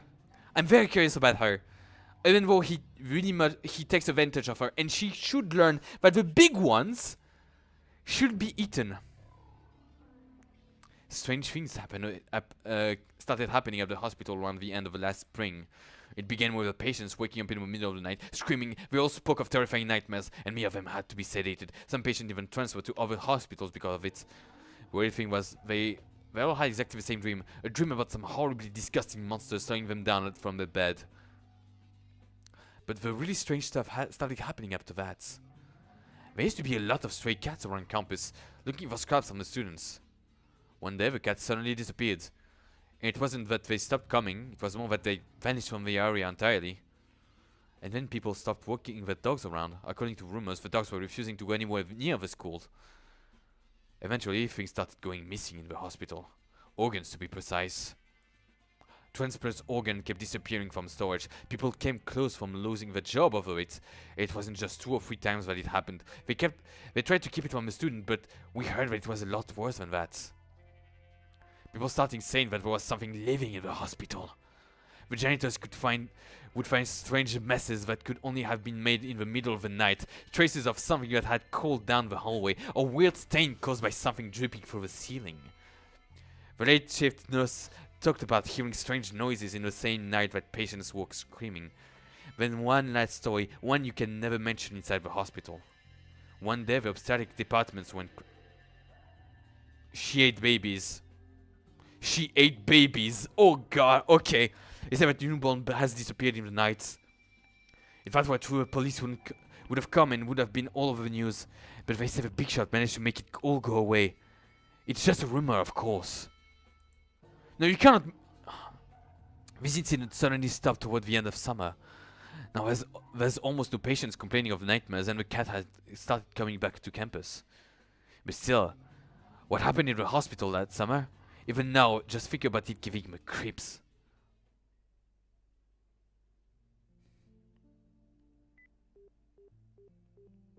And Naomi cannot respond, she's dead. She's dead. Nothing. Oh no, Koji! It's the first day in a row they haven't been able to get in touch with Omi. I knew that something bad would have happened. There's no sign that she returned to her apartment, and even her family doesn't know anything. Her parents have already filed a missing person report. You know that the last person that supposedly he has seen was SAKISAKA. Well, you know her, she's probably just popped out somewhere like nothing happened. Did she have a habit of disappear? I hope so. Yours replied with a gloomy expression. She's worried about Omi, of course, but the incident with FUMINORI 3 days ago must still be wearing off. Don't you see? Don't you see the relation here? You hasn't seen FUMINORI since then, and FUMINORI hasn't made any effort to approach her or Koji. 4 people used to meet in this cafeteria in between classes. Now there are only 2. Hey Koji, let's keep thinking. Isn't there somewhere Omi might have gone? No. I already checked everywhere. It's a lie, of course. Koji knows where Omi planned to go that evening, but he doesn't want to bring FUMINORI up in front of Yo. The awkward silence is mercilessly broken by the bell signaling the start of the next period. Well, I've got to go. Don't you think that FUMINORI being unhinged and Omi disappeared is linked? Haven't you reported that to the police? Unless Koji is mistaken, Yo is supposed to have class next period too. But she must sit there, staring off she just sits there, staring off into space. Unable to come up with anything to say, she leaves the cafeteria reluctantly. Both Omi's disappearance and Yo's depression worried Koji, and both problems led back to the exact same place.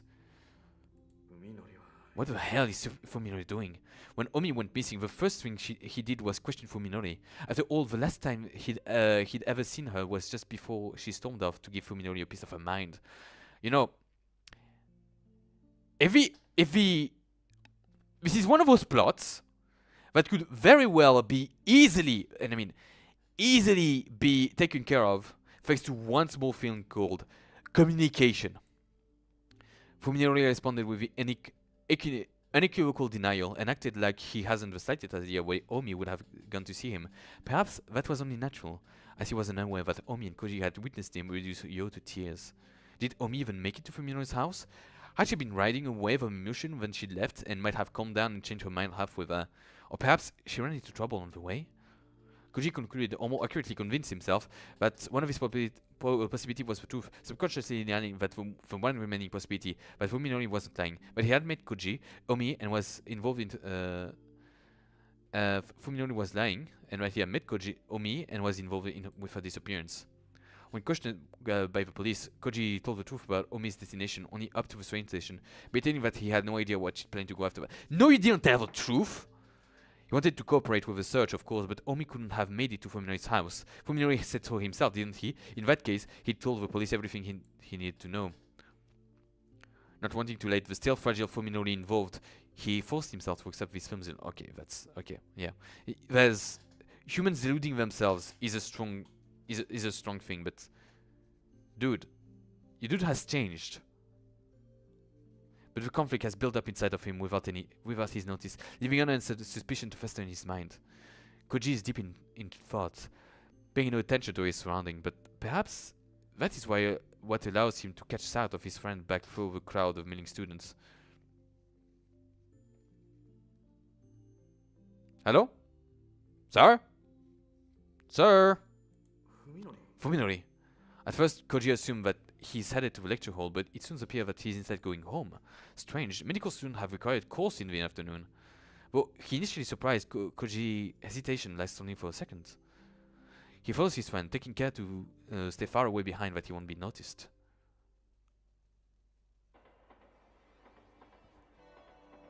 FUMINORI wasn't going home, as became obvious when he boarded the train, heading in the opposite direction.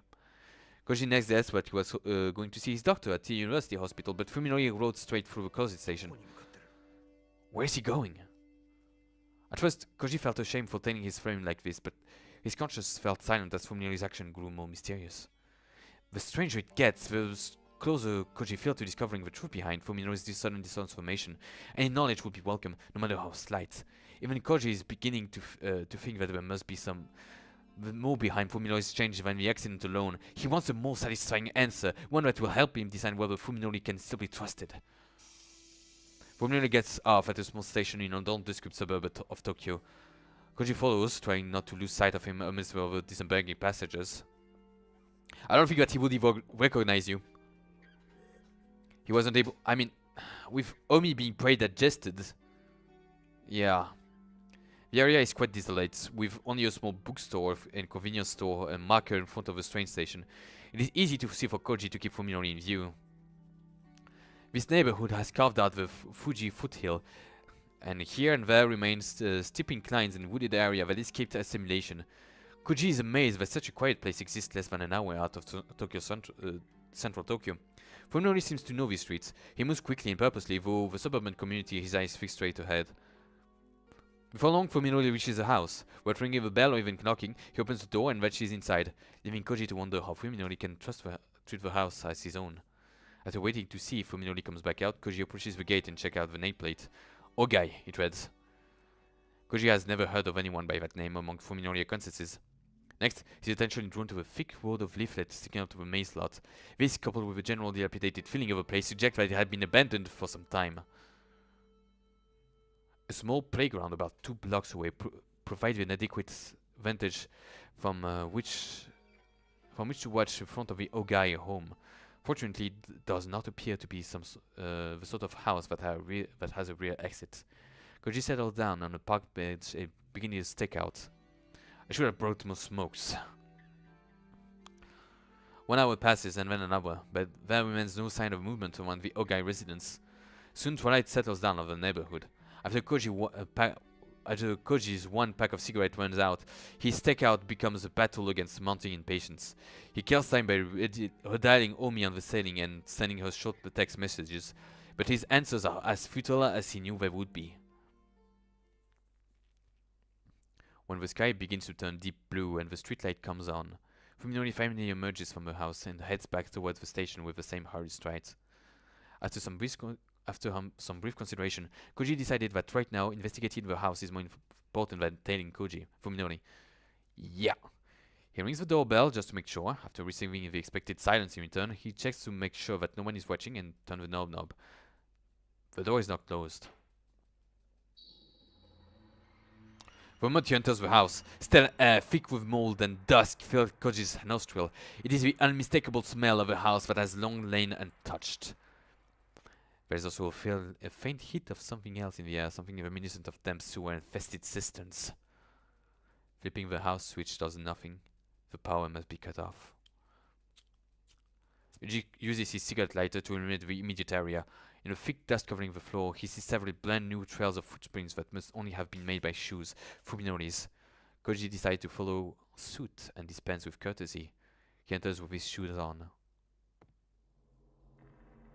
The lighter's flickering flame pushes back the deathly silence and gloom of the house. Koji is surprised to see evidence of life remaining. Everything from the furniture to tableware and appliances, nothing seems to be missing.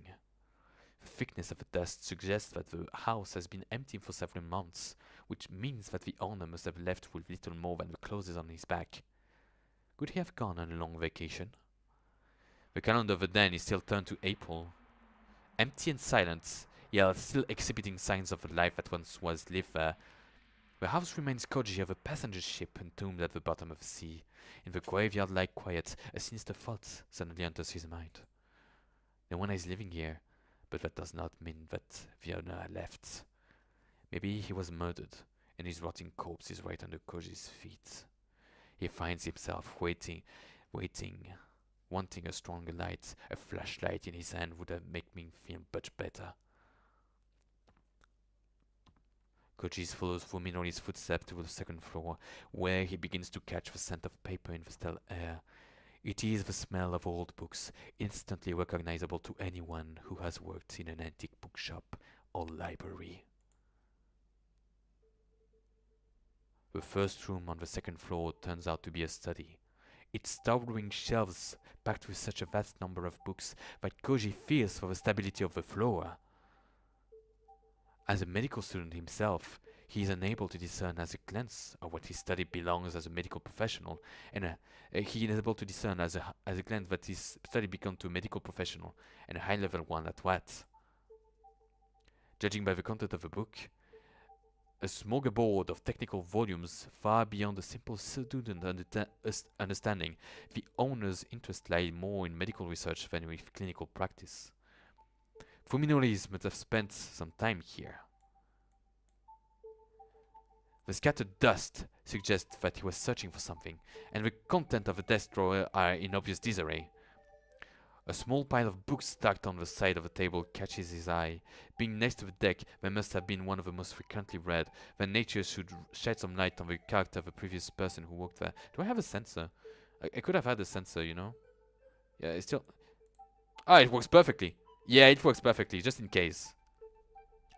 Means the most frequently read. The nature should have some light on the character of the person who worked there. Koji frowns as he examines the free books. These aren't scientific texts like the rest, but old weather-bound Western tomes like sort you would find in a rare bookstore. The titles are meaningless to him. Traité des chiffres appears to concern semiotics, but Ars Magna et Ultima is some sort of treatise on divination? And there's something. Voynech's manuscript, which looks like some sort of picture book. When he pages through, he finds the text utterly incomprehensible. Maybe some kind of cipher? Whatever they are, they clearly have nothing to do with medicine, refuting Koji's earlier guess of this Ogai was a doctor. Looking down, Koji suddenly noticed the glint of something black and metallic underneath the chair. A pocket-sized flashlight, quite out of place among this dirty book. FUMINORI must have brought it in. With relief, Koji exchanges with his lighter for the flashlight. Its tiny body emits a powerful white beam that casts away the darkness. His courage restored, he decides to explore the rest of the house. Koji notices something strange, something that was not visible in the lighter's weak flame. The slime. Dark, oily stains are everywhere. The stains are especially thick around the doorknob and stare banister like something grasped them with hand wrapped in greasy cloth. Looking closer, he sees places where slimes were splashed low on the walls, almost as if a wet mop was running violently across the floor. Could Ogai have made these marks? If so, how? Koji begins to feel sick as he imagines a man shambling through the house with slime dripping from his body.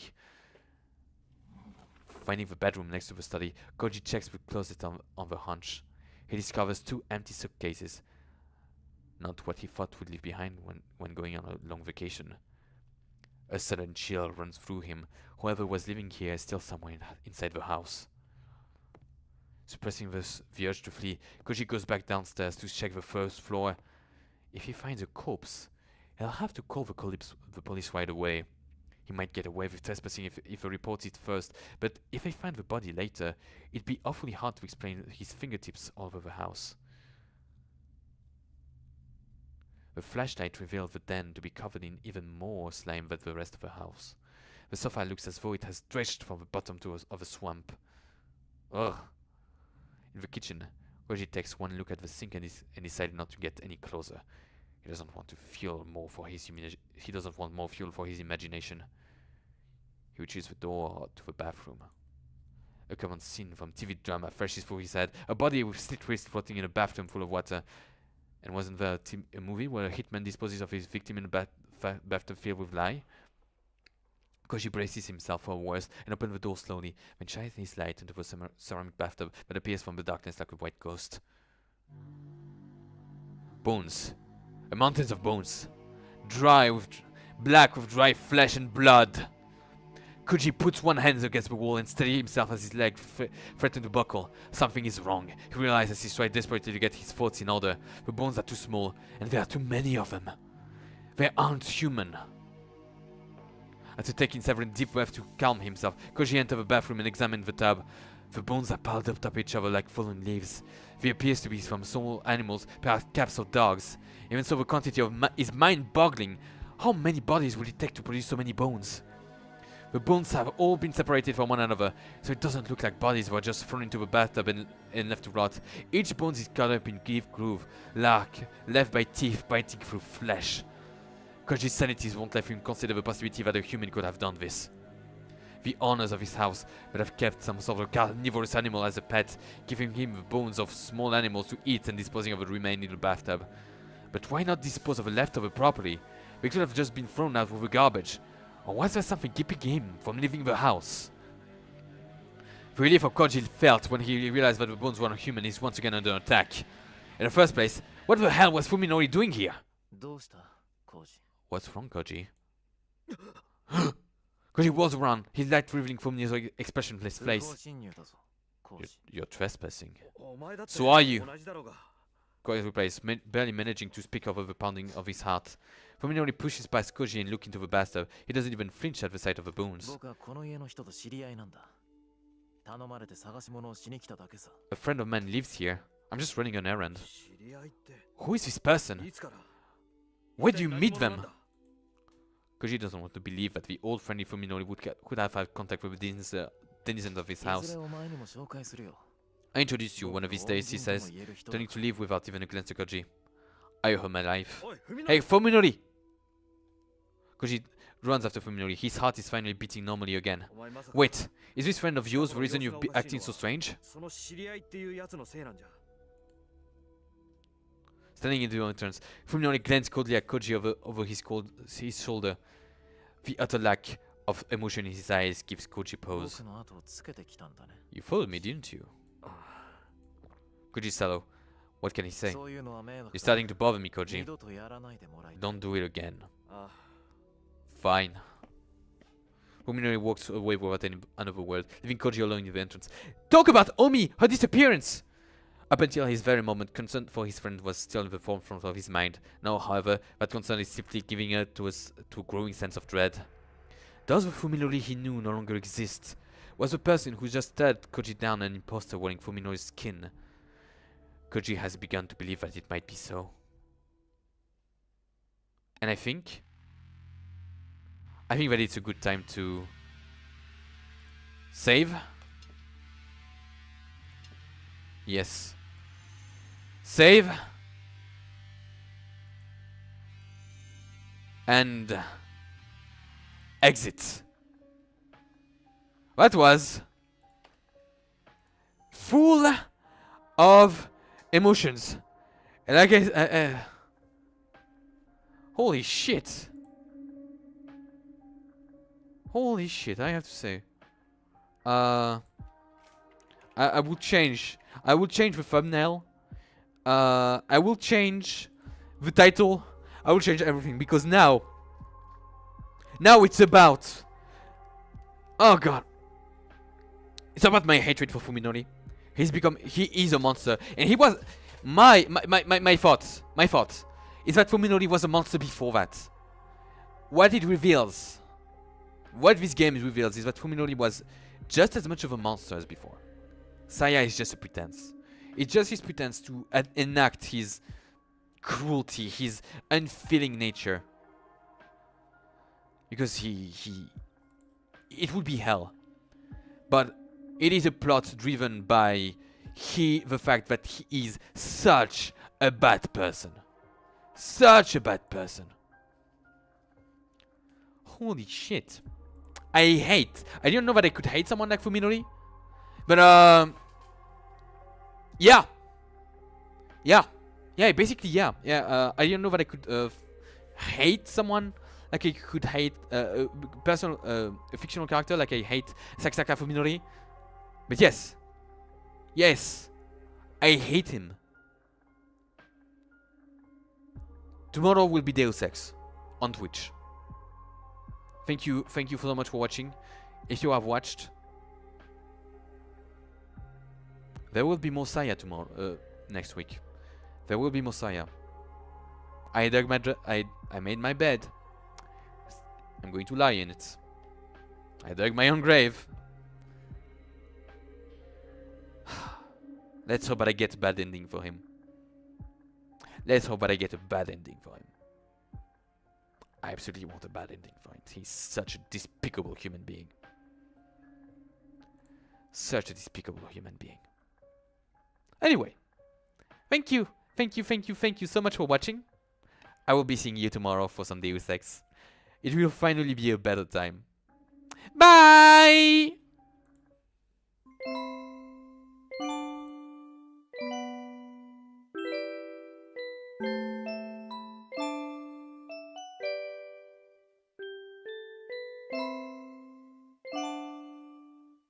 FUMINORI hate! FUMINORI hate! FUMINORI hate! FUMINORI hate! FUMINORI hate! FUMINORI hate!